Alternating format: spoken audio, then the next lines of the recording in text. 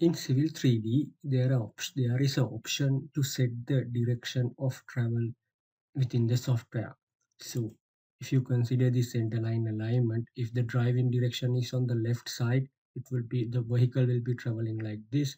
If the driving direction is on the right side, vehicle will be traveling on this side.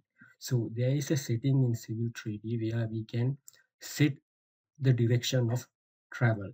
So this is important when we are creating intersections using the intersection create intersection wizard, especially to define the curve return directions.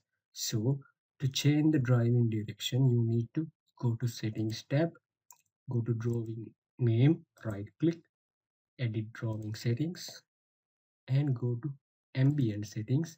Under general, you can set the driving direction, whether it is right side of the road or left side of the road. So in American context, it would be right side on the road.